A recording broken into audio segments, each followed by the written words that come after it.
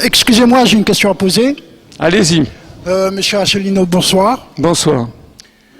Moi, je m'appelle Karim, je suis un citoyen lambda qui voit que le pays est en train de partir à la catastrophe. J'ai entendu parler de vous, je vous ai vu sur Internet. Je suis venu ce soir pour me rendre compte de visu. Et franchement, les querelles de chapelle, ça me fait peur. Parce que je le retrouve partout, ça. Dans tous les partis, tout ça, je retrouve chaque fois des querelles de chapelle comme ça. Moi, je suis venu pour savoir ce que vous proposez, ce que vous voulez pour la France. Vous comprenez? Et surtout savoir, vous savez que si vous voulez mettre votre programme en application, il faudra prendre le pouvoir. Il faudra que vous soyez élu. Le système étant tel qu'il est, étant verrouillé tel qu'il est-ce que vous croyez qu'en suivant le système, c'est-à-dire qu'en suivant la démocratie telle qu'elle est-ce que vous arriverez au pouvoir? Vous comprenez? Oh, mais je comprends très bien, oui. Le système tel qu'il est vous permettra démocratiquement d'arriver au pouvoir, même si vous avez une majorité derrière vous. Moi, je doute de ça et je vous pose la question. Alors, monsieur, je vais vous répondre. Que les choses soient difficiles, je suis d'accord. Vous vous rendez compte? Bah oui, je m'en rends compte. Je m'en rends compte très très bien. Je m'en rends très très bien compte. Simplement, qu'est-ce que vous proposez d'autre? Moi, pour l'instant, je suis parti du principe que nous sommes... Attends.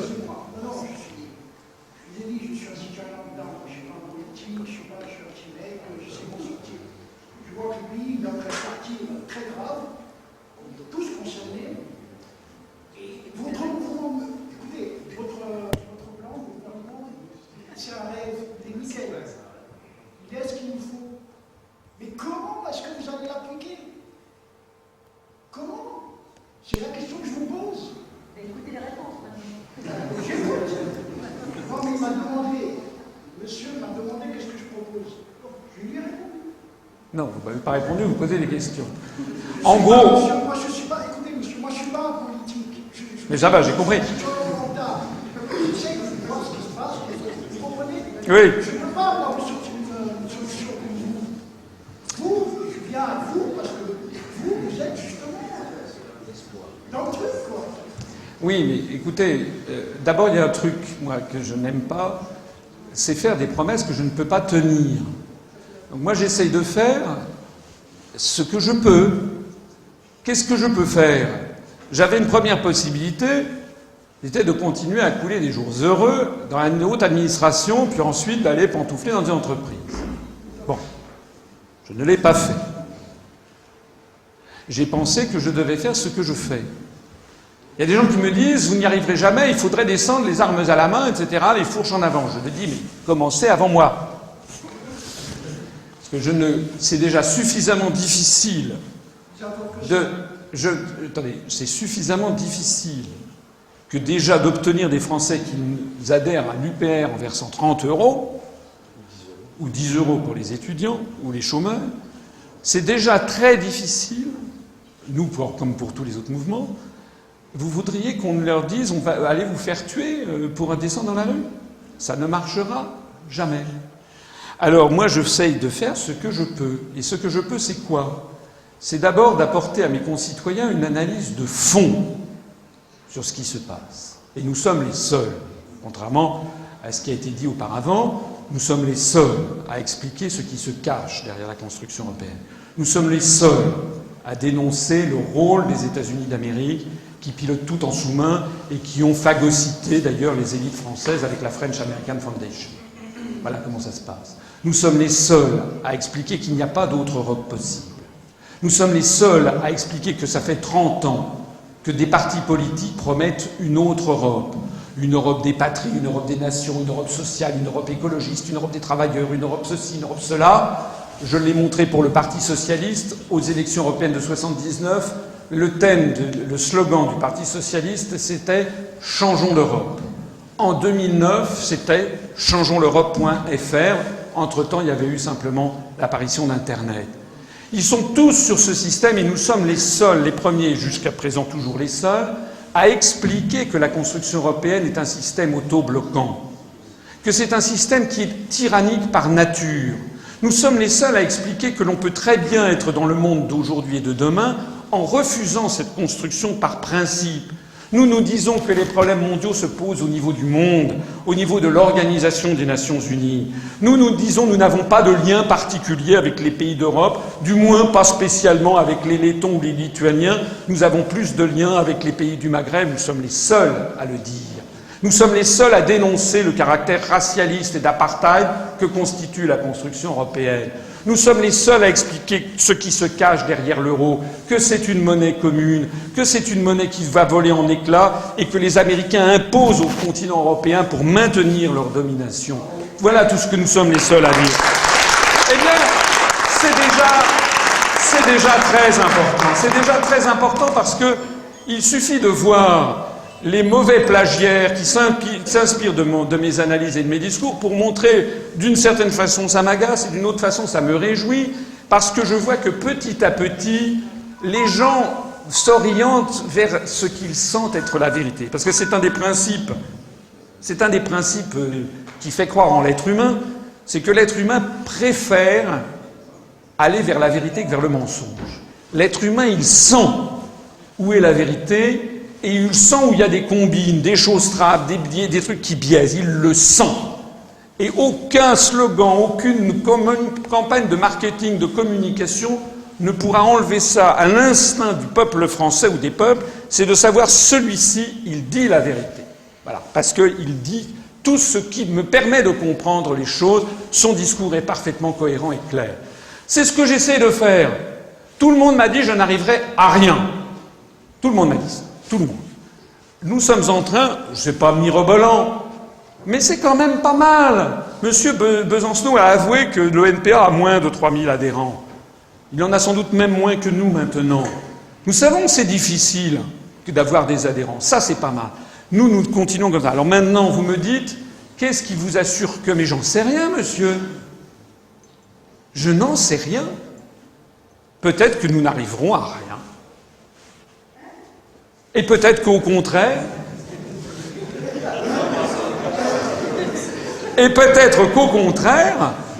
nous arriverons à faire bouger l'histoire de France. Moi, je suis assez convaincu que de toute façon, la situation va malheureusement s'aggraver, devenir peut-être même ingouvernable, et que dans ces conditions, les Français sauront se tourner vers les forces qui leur auront dit toujours la même chose et la vérité. C'est ce que j'espère. Moi, je table sur le fait que en tout cas, il y a une chose qui est très importante, c'est que nous sommes, là aussi, les seuls à être respectueux scrupuleusement du droit. Monsieur Mélenchon, que j'ai gratigné tout à l'heure, a quand même eu ce culot de faire une campagne présidentielle en disant qu'il allait désobéir au traité. C'est d'ailleurs, semble-t-il, la dernière trouvaille du vrai faux porte-parole de DLR, qui maintenant a lancé des trucs comme quoi nous serions quasiment des pusillanimes et des gangs petits, parce qu'on voudrait se tenir à l'article 50, alors que lui se fait fort d'imposer sa volonté aux autres États d'Europe. Tous ces gens vous mentent. Pourquoi ? L'article 5 de la Constitution française précise que le chef de l'État, le président de la République, est le garant de l'indépendance nationale et du respect des traités. Ça veut donc dire que ces gens, comme M. Mélenchon par exemple, se proposaient d'accéder à une fonction en se proposant rien moins que de violer l'article 5 de la Constitution française, les traités européens qui nous lient aux autres États du monde et le droit international positif. Quelle est la confiance que vous pouvez accorder à quelqu'un qui se présente à la magistrature suprême et qui vous dit « Faites-moi confiance, je ne tiens aucun compte des engagements qu'a pris mon pays ». C'est quelqu'un à qui vous ne pouvez pas faire confiance. En langage français, aujourd'hui, on dit « Faites-moi confiance, je vais tout niquer ». Voilà. Voilà. Donc, oui, non, ça c'est vulgaire, mais donc... Non, effectivement, non. Non, vous ne pouvez pas faire confiance à quelqu'un qui vous dit ce genre de choses. Et qui, par ailleurs, pour rester sur M. Mélenchon, refuse, comme les autres, de dire qui se cache derrière la construction européenne, le rôle des Américains, et qui, comme les autres, comme Madame Le Pen, Monsieur Dupont-Aignan, refuse de sortir de l'Union européenne. Voilà la réalité de la situation. Voilà. Donc nous espérons, mais je ne sais pas si nous y arriverons, nous espérons qu'en disant la vérité aux gens, les gens vont se rassembler. Voilà. Il y a aussi autre chose qui me permet d'espérer un rassemblement, c'est que, à la différence de toutes les personnes que j'ai citées auparavant, nous avons le soin scrupuleux de ne jamais prendre de position qui indispose les gens de droite ou qui indispose les gens de gauche. Nous essayons, ce qui est un exercice qui n'est pas facile. Et j'ai cette discipline constante, ne serait-ce que parce que je me suis entouré autour de moi de gens qui sont soit de gauche, soit de droite, et que lorsque je publie un truc, je fais toujours lire auparavant pour voir si c'est acceptable pour tout le monde. Voilà. Donc vous ne trouverez pas, peut-être, je ne pense pas qu'on ait fait beaucoup d'erreurs en la matière. On s'adresse aux gens de bonne volonté, qu'ils soient de droite, de gauche, d'extrême droite, d'extrême gauche ou du centre. Voilà. En général, c'est pour ça d'ailleurs que nous esquivons, nous ne voulons pas traiter les sujets clivants, qui sont d'ailleurs qu'on l'on fait mousser dans les médias expressément pour justement détourner l'attention des Français des vrais sujets. J'en ai parlé hier à satiété, le mariage gay, l'euthanasie, tout ce que dit M. Mélenchon, par exemple, le suicide assisté, Notre-Dame-des-Landes, les gaz de schiste, etc.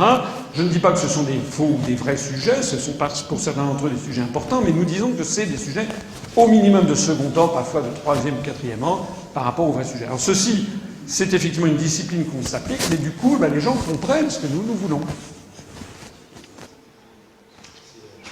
Madame. Alors bonsoir. Moi je suis intéressée par en fait votre analyse sur la réforme des universités en France et en Europe, que je trouve, comme à l'image du reste, assez catastrophique en fait, par ce que ça implique. Oui, le drame je ne suis pas un expert sur ces questions, mais le drame des universités comme de l'éducation nationale en général, c'est que de plus en plus, d'abord on postule le principe de la localisation, de la parcellisation, du morcellement des enseignements. Deuxièmement, la recherche de parrainage, la recherche de fonds privés, etc., de partenariat avec le privé, et qui fait que de plus en plus, on donne à l'éducation une coloration directement et exclusivement productive. Dans le programme que j'ai présenté en décembre, je disais que en décembre 2011, la priorité que nous fixions pour l'enseignement primaire, c'était de réduire presque à néant l'illettrisme à la sortie du collège, à la sortie de l'école primaire, de l'école maternelle, de l'école primaire, pardon. Donc, ça c'est la priorité. Et nous disions également qu'au collège et dans tout ce genre de choses, ça n'est pas le moment où on doit préparer les gens au système productif. Nous voulons respecter l'enfant et l'adolescent jusque, disons, au niveau du bac. C'est-à-dire qu'à partir de... Il faut respecter les enfants et les adolescents. Respecter, j'entends par là, non pas... je ne fais pas de pédagogisme du style... Il faut leur donner les bases pour être des adultes responsables. Absolument qu'ils apprennent à lire. Et à lire, je suis désolé, mais il y a des méthodes qui ont fait leur preuve, il y en a d'autres qui ont fait la preuve du contraire. Donc il faut que les enfants puissent lire. Moi j'ai vécu au Japon, je sais comment un petit japonais apprend à lire ou un petit chinois. C'est extraordinairement compliqué. On ne va pas me dire qu'ils ont des taux d'alphabétisation au Japon qui sont de 99%. Il n'est pas normal qu'on ait des taux qu'à la sortie de l'école primaire, il y ait autant d'enfants, je crois presque 40% qui ont des difficultés de lecture, ça n'est pas normal. Bon. Donc nous disons qu'il faut donner absolument un enseignement de base, et il faut protéger l'enfance des sujets commerciaux, etc. S'agissant de l'université, au passage, s'agissant de l'école qu'il faut préserver, je pense qu'il faudrait y réfléchir. Ça va peut-être paraître très ringard ce que je vais dire, mais je suis effaré de voir comment dans les écoles, la seule chose qui compte maintenant pour beaucoup d'enfants, c'est d'avoir le t-shirt machin, les chaussures, etc. C'est-à-dire ce qui devrait être le lieu de la gratuité, le lieu je vous l'ai dit tout à l'heure, tirer les gens vers le haut, leur ouvrir l'esprit, eh bien maintenant, ça n'est plus ce système que fait l'école républicaine. C'est dramatique parce que ça favorise du coup les principes de népotisme. Parce que quand vous êtes un enfant né dans une famille avec un fort capital culturel, comme dirait Pierre Bourdieu, à la sociologie, vous avez effectivement beaucoup plus de chances de réussir ensuite les grands concours des écoles scientifiques, d'ingénieurs, de commerciales ou bien des écoles d'administration.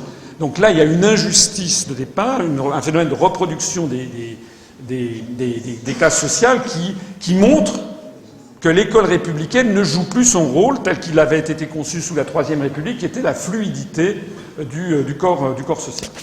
Sur les universités, je suis navré de constater la même chose, c'est-à-dire que de plus en plus on s'inspire du modèle américain.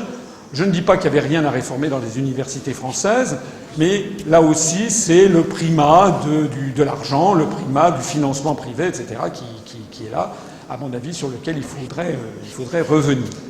J'insiste aussi sur une certaine responsabilité aussi du corps enseignant. Il faut aussi que le corps enseignant se pose des vraies questions, à mon avis, et sur les idéaux de ce que doit être l'enseignement républicain. Oui, monsieur.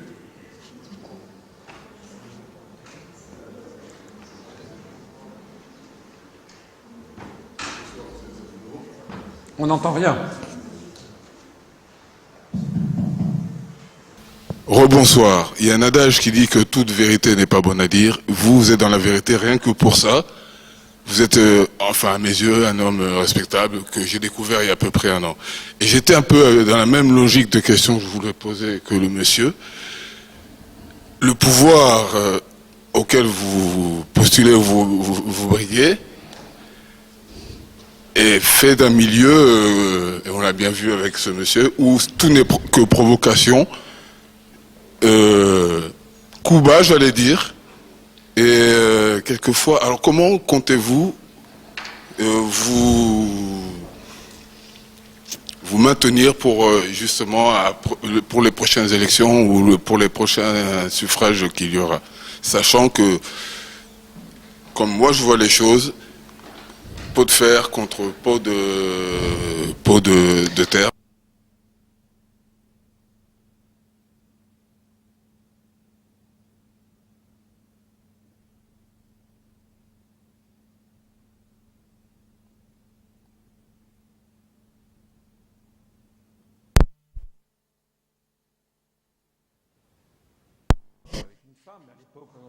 Des années 60, on avait la société était différente. On imaginait sans doute moins facilement qu'aujourd'hui qu'une femme puisse accéder à la présidence de la République.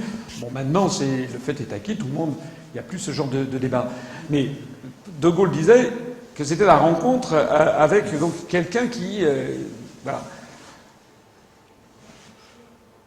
Là, ça a été, ce système d'élection a été perverti. Ce système d'élection a été perverti par. Pourquoi De Gaulle avait voulu l'élection présidentielle au suffrage universel? C'était pour court-circuiter les féodaux, c'est-à-dire les partis politiques. J'ai montré tout à l'heure, dans le graphique où je montre la couverture médiatique, j'ai montré à quel point, désormais, le fait d'être au Parti socialiste ou à l'UMP vous donne ipso facto droit à une espèce de droit de tirage infini sur les grands médias pour vous promouvoir. Moi, j'essaie de faire ce que je peux. Je me fonde sur l'histoire de la France. Je sais que l'histoire de France, depuis 2000 ans, du moins depuis... Alors, je sais, il y a des gens chinoises qui disent « Mais c'est pas vrai, il exagère, la France n'existe pas depuis Vercingétorix, c'était la Gaule. » Bon, très bien, oui, ok. Bon, la France, on ne sait pas quand est-ce qu'elle apparaît, c'est un continuum, c'est progressif. On est quand même les héritiers des Gaulois, on est aussi les héritiers de Clovis, on est aussi les héritiers des Mérovingiens, etc. Et puis on est aussi les héritiers de tous les afflux migratoires qui sont venus dans notre pays. Ce que je sais, c'est que dans notre histoire, les Français n'ont jamais, même au pire moment, n'ont jamais laissé tomber la France. Donc je fonde mon espoir, mais vous savez, c'était la même chose de Clémenceau, de Gambetta, de Gaulle, etc. Il faut parfois s'accrocher. Hein, il faut parfois... vous savez, en 40, quand De Gaulle a fait son discours... C'est très facile maintenant d'être gaulliste. C'est très facile d'être gaulliste maintenant. En 2013, tout le monde est gaulliste. Mais De Gaulle, c'était quelqu'un qui avait dit les choses et qui savait ce qu'il fallait faire. C'était pas quelqu'un qui disait oui, moi je suis pour une autre Europe hitlérienne. Oui. Nous disons les choses, et je me fonde sur le fait que ceci finira par convaincre mes compatriotes, mais j'en sais rien. Il faut s'en résoudre. Je table sur l'histoire de France, je table sur l'intelligence des gens, je table sur le bouche à oreille, je table sur le fait que... Il y a une chose en tout cas que j'espère que tout le monde a compris, c'est que je parle kokoro kara, comme disent les Japonais, c'est-à-dire du fond de mon cœur. Je dis ce qu'est la vérité telle que je le crois, telle que je l'ai vue, telle que je l'ai analysée pendant 10, 15 ans passés dans des cabinets ministériels. Je parle comme je crois être profondément la vérité. Peut-être que je me trompe. Pour l'instant, tout ce que j'ai dit depuis 6 ans, je n'ai, je crois, rien à retirer. Donc ça milite en faveur de en faveur de ça. Et je pense que ceci, et c'est le meilleur argument pour convaincre mes compatriotes de nous rallier. Je suis d'accord avec vous, mais on l'a bien vu pour les élections présidentielles. Vous n'avez pas pu avoir de session de signature alors que vous avez tout fait. Oui. Vous avez tout fait pour les avoir. Vous avez été boycotté. Vous avez été marginalisé dans les médias, par les grands médias, sur Internet. Personnellement, moi, c'est sur Internet que je vous ai connu. Pourquoi 1 an et demi. Oui, mais justement, mais la différence, monsieur, c'est que... On a seulement voulu vous accorder les médias après les élections. Oui, oui, mais... Oui. Oui, oui, mais... Oui. C'est la question que je vous pose, en fait. Comment comptez-vous? Mais je n'en sais... Vous avez en face de vous un système, là, qui puisse opérer, si vous l'avez dit hier, aux États-Unis, Élysée, on se branche, on se connecte sur le site, pour savoir ce que vous pensez. On se rend même compte que certains hommes politiques comme Mélenchon du Pognon reprennent allègrement. Oui. Plus jeunes, il faut aussi j'ai entendu plusieurs fois. Oui, oui, mais pour les orienter... Vos phrases dans la bouche des autres. Oui, mais pour les orienter au bout du compte, ça se termine, c'est comme un paratonnerre pour prendre les trucs et les orienter vers rien. Monsieur Mélenchon, il a repris mes trucs, mais au bout du compte, c'était pour finir par appeler à voter Hollande. C'est comme ça que ça se passe chez McDonald's. Hein. Oui. Oui, mais alors, laissez...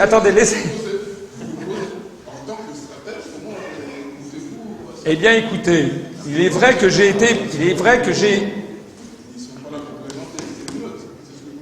Il est vrai que...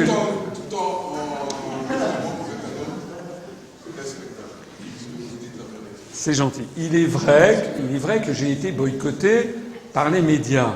Je vous rappelle quand même qu'à la fin 2011, nous avions 707 adhérents. Et que en 2012, au moment où on cherchait les parrainages, on était 700 à 800 adhérents, dont à peu près 150 à 200 ont cherché des parrainages. Beaucoup de gens, on était en fait très très peu connus. On reste très très peu connus. Et maintenant, nous en avons plus 707, nous en avons 2422. Si tout va bien, on sera peut-être à 4500 à la fin de l'année, peut-être 5000. Vous l'avez dit vous-même, tout le monde, l'union fait la force. Peut-être que fin 2014, on va essayer d'être présent aux élections européennes. On va essayer d'y être. C'est pour ça que je demande à tout le monde d'essayer d'adhérer, parce que il y a un moment, il y a un seuil dont on se rapproche, qui fait que l'omerta va se fissurer. Parce que un mouvement avec 707 adhérents, vous pouvez encore ne pas en parler. Un mouvement avec 2422 adhérents, ça devient de plus en plus difficile, parce que de plus en plus... Regardez, il y a du monde. Hein. Aujourd'hui, je sais pas, hier et aujourd'hui, on a eu du monde. Je ne suis pas du tout certain que beaucoup de responsables politiques tiendraient une salle pendant aussi longtemps sur des sujets aussi arides que ceux que j'ai abordés ce soir, hein, même parmi des têtes d'affiche. Ils feraient un truc qui durerait 10 minutes, un quart d'heure, 3-4 slogans, ils s'en vont, et puis les gens, bravo, oui, oui. Bon. Donc nous, c'est un travail de terrain, c'est un travail approfondi, c'est un travail qui se développe et qui fait boule de neige. C'est comme ça que je vois les choses. Si fin 2015, nous avons 10 000, 15 000, 20 000 adhérents, si fin 2016, nous en avons 30 000, 40 000, je ne sais pas. Tout nous est ouvert. C'est pour ça que je dis la clé, c'est pas moi qui la détiens. La clé, elle est dans chacun d'entre nous.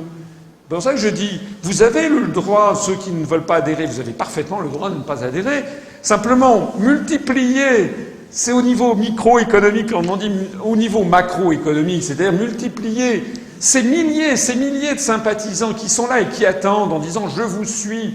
Et quand je leur dis « pourquoi vous n'adhérez pas », ils disent « ah non, j'ai jamais adhéré, j'attends, je réfléchis, etc., je peux pas ».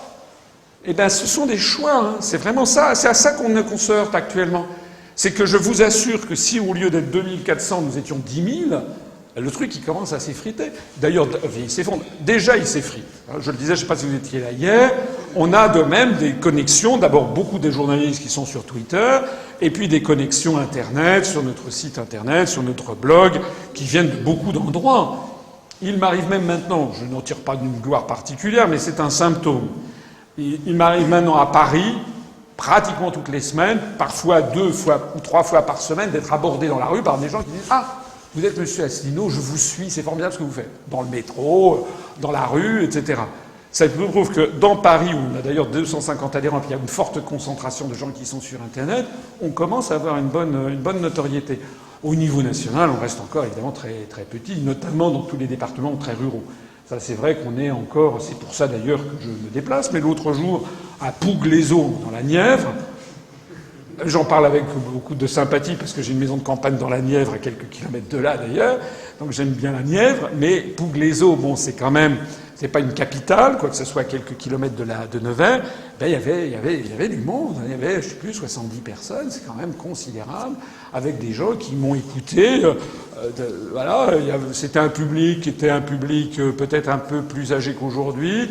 Un public peut-être, je sais pas que, mais les gens, ils m'ont écouté jusqu'à la fin. On a fait, je sais plus, 7 ou 8 adhésions. Et voilà. Donc, c'est un symptôme. Quand il y a encore 2 ans, quand j'allais à travers la France, j'avais parfois 15 personnes. Il y a même des fois où j'ai un voile pudique sur le nombre de gens qui étaient venus. Bon. Donc voilà. Je ne peux pas vous répondre à autre chose. Mais il faut garder confiance. Il faut garder confiance parce que la situation est instable. Nous allons vers des jours de pire en pire. Et je pense que les Français, dans leur instinct collectif, vont essayer de rechercher une solution. Et la solution, elle n'est pas dans les extrêmes. Parce que nous ne sommes pas du tout un mouvement extrémiste. Hein. Nous sommes le seul mouvement qui se fonde constamment sur le droit. Mais tout ça, monsieur Asselineau, on le sait bien, en fait. Ah bah, moi, je ne parle pas seulement pour vous, je réponds pour ceux qui ne nous connaissent pas. Non, mais je parle pour les gens qui ont un cerveau. Non.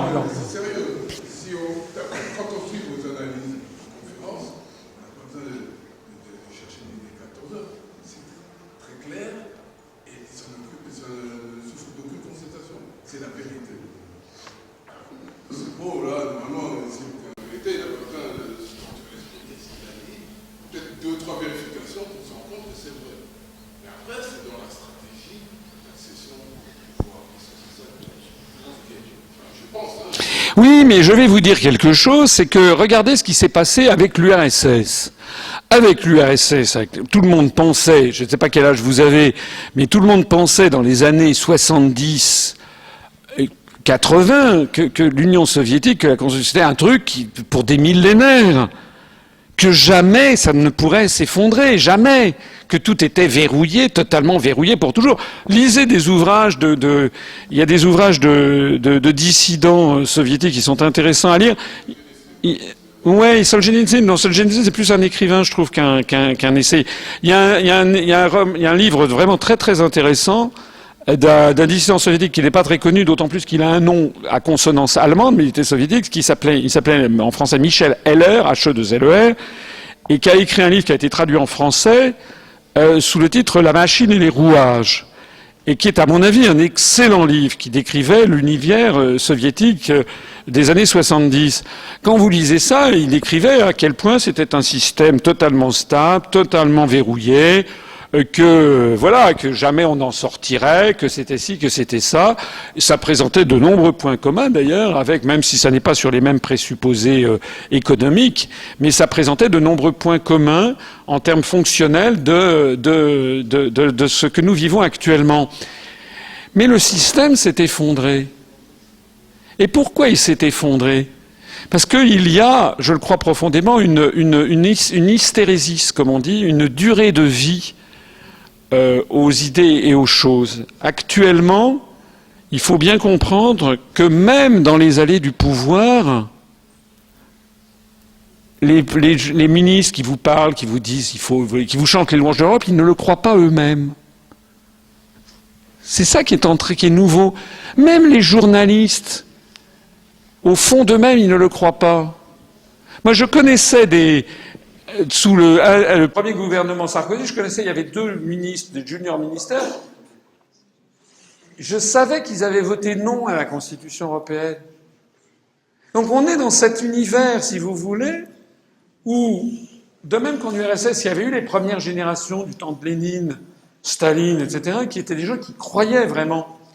Mais après, la génération Gorbatchev, c'était des gens, ils faisaient carrière, ils étaient nés dans un univers qui était celui qui était donné à la naissance, et pour faire carrière, ils se déclaraient comme ça, mais il n'y avait pas de...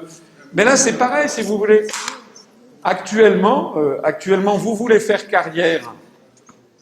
Je suis le contre-exemple. Vous voulez faire carrière, vous devez déclarer que vous êtes un Européen convaincu, vous devez prendre un air consterné devant l'évolution de l'Europe, vous devez chanter les louanges. Mais je le connais tout ça.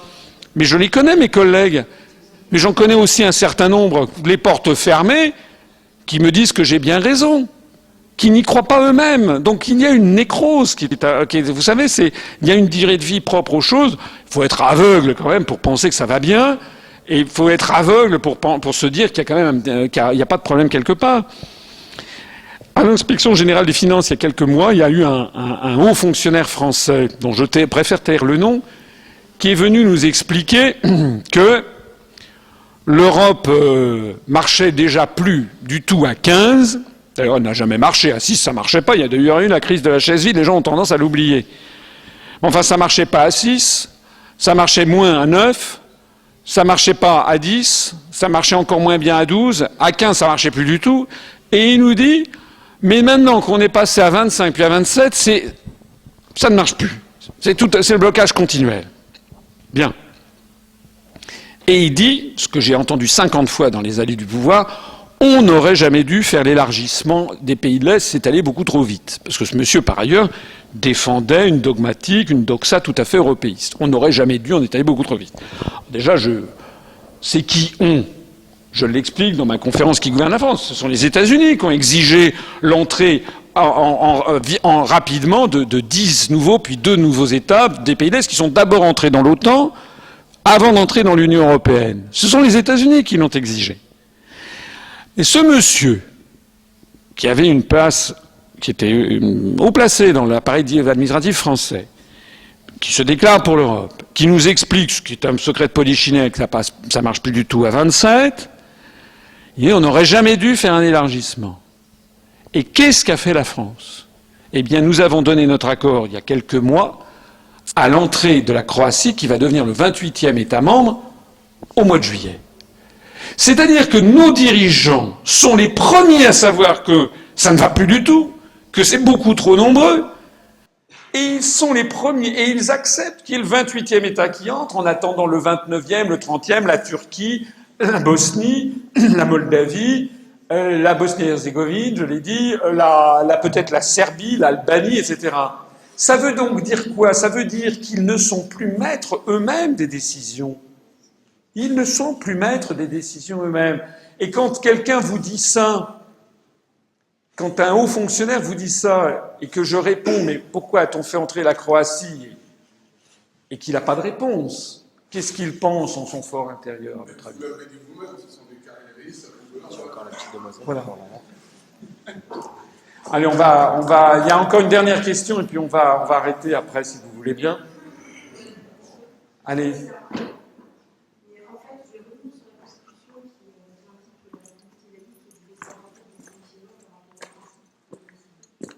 Au principe de laïcité, je suis personnellement tout à fait favorable au principe de laïcité. C'est un des principes. Comment?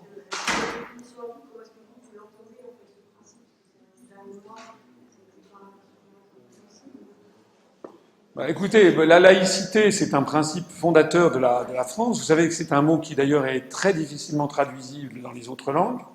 En allemand, on dit religionlos, ce qui veut dire sans religion, ce qui parle la même chose. C'est vraiment très français. D'ailleurs, les pays d'Europe ne sont pas laïcs. Vous allez en Bavière, vous allez dans les écoles en Bavière, ou dans les écoles en Irlande, ou dans les écoles en Pologne, vous avez des crucifix dans les écoles. Bon. Alors qu'en France, c'est absolument inconcevable dans des écoles publiques d'avoir des crucifix. Donc la laïcité, je crois que c'est quand même, à mon avis, c'est quelque chose de tout à fait d'avenir. C'est la vision française, on s'oppose totalement à la vision anglo-saxonne. Les anglo-saxons sont, comme j'en parlais il y a quelques heures avec l'un de mes adhérents, les anglo-saxons sont des libéraux inégalitaires. Ils sont fondés sur le principe de l'apartheid. Donc, le libéralisme, mais chacun dans sa case. C'est la construction européenne, c'est ça. Le choc des civilisations, c'est ça. Hein, l'apartheid, c'est ça. C'est un principe racialiste. J'ai pas dit raciste, j'ai dit racialiste. Hein, c'est-à-dire, chacun fait son truc. C'est le communautarisme. Les Français, eux, et ça remonte à loin, ça remonte au baptême de Clovis, sinon même avant, nous sommes des libéraux égalitaires. C'est-à-dire qu'on est plutôt pour un système politique libéral, mais avec un grand souci d'égalité. Et ça, c'est quelque chose qui est très très marqué dans l'esprit des Français. C'est le besoin d'égalité.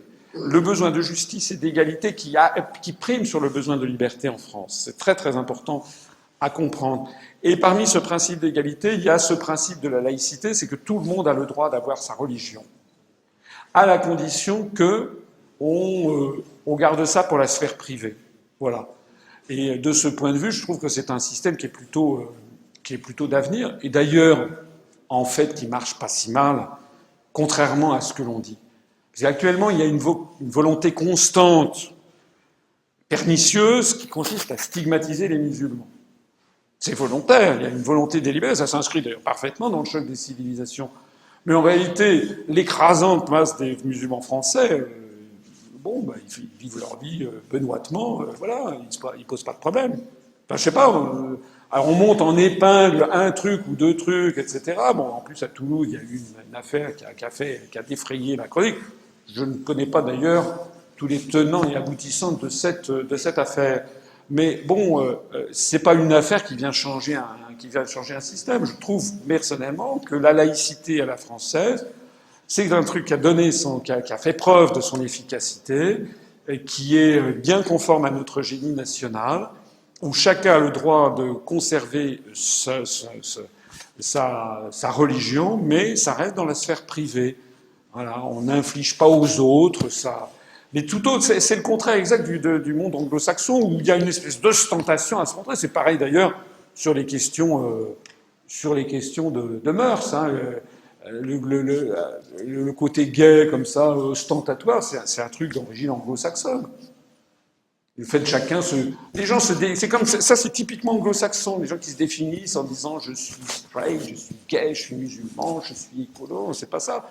En France, la tradition de la citoyenneté française, c'est que les gens sont citoyens français, et puis par ailleurs, dans leur sphère privée, ils font ce qu'ils veulent. D'ailleurs, les Français sont d'ailleurs au passage extrêmement tolérants sur ces questions. Sur l'affaire, quand vous pensez que le président de la République actuellement vit en concubinage notoire avec une divorcée, aux États-Unis, ça ferait un scandale. Hein. C'est vrai, mais c'est pas du tout en France, en gros, les Français s'en fichent, quoi. Bon, en gros.